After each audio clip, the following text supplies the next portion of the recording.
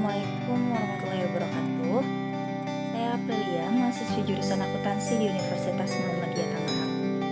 Nah, seperti biasa, saya ingin membahas mengenai teori akuntansi. Tapi, kali ini yang ingin saya bahas adalah signaling teori. Apa sih signaling teori itu? Teori signal adalah teori yang dikemukakan oleh Rawls di tahun 1977.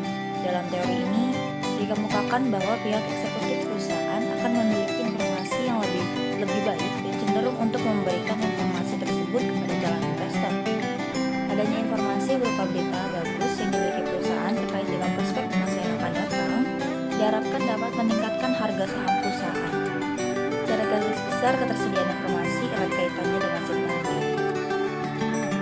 Informasi menurut Avinanda merupakan alat penting bagi para pebisnis maupun investor. Melalui informasi dapat diketahui gambaran mengenai keadaan perusahaan baik saat ini, masa lalu ataupun prospek masa depan perusahaan. Informasi yang relevan, akurat, tepat waktu, dan lengkap adalah hal penting yang harus dimiliki investor sebagai alat analisis dalam keputusan investasi di pasar modal. Melalui publikasi informasi atau informasi yang diumumkan di media nantinya akan dijadikan oleh investor sebagai sinyal buruk atau sinyal baik pada upaya keputusan investasi. Reaksi pasar pada saat pengumuman tersebut diterima adalah hal yang diharapkan ketika pengumuman tersebut mengandung sinyal yang baik. Signaling teori menjelaskan mengapa perusahaan mempunyai dorongan untuk memberikan informasi laporan keuangan pada pihak eksternal, karena terdapat asimetri informasi antara perusahaan dan pihak luar. Karena perusahaan mengetahui lebih banyak mengenai perusahaan dan prospek yang akan datang daripada pihak luar, yaitu investor dan kreditor.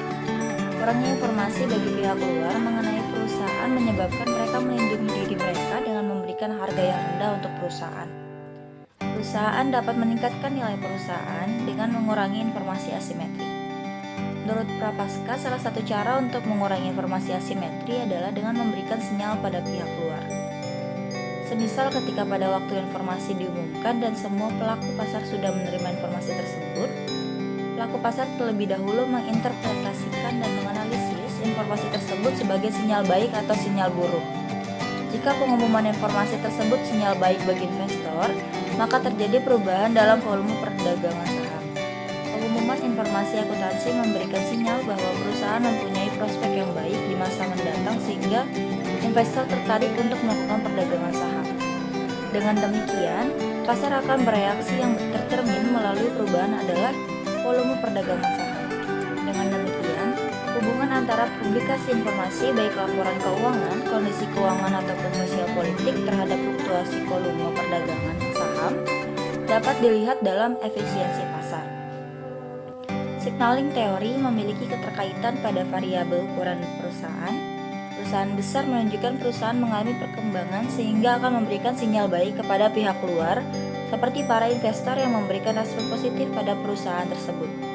Sehingga perusahaan berukuran besar akan mengungkapkan informasi yang lebih banyak karena mendapatkan permintaan yang lebih besar dari pabrik dan para investor untuk mengungkapkan informasi yang lebih lengkap.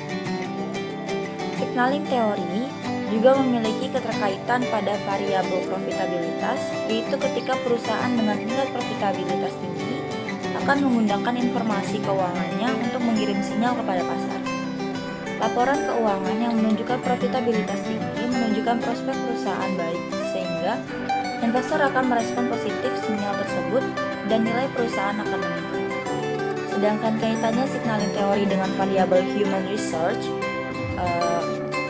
yaitu ketika mendapatkan respon pasar yang baik. Perusahaan memberikan sinyal berupa pengungkapan akuntansi SDM. Pengungkapan tersebut akan memberikan informasi yang lebih detail bagi pihak luar, sehingga para investor akan semakin yakin dengan dana yang dikelola oleh sumber daya yang berkompeten di perusahaan tersebut. Sekian penjelasan dari saya, kurang lebihnya mohon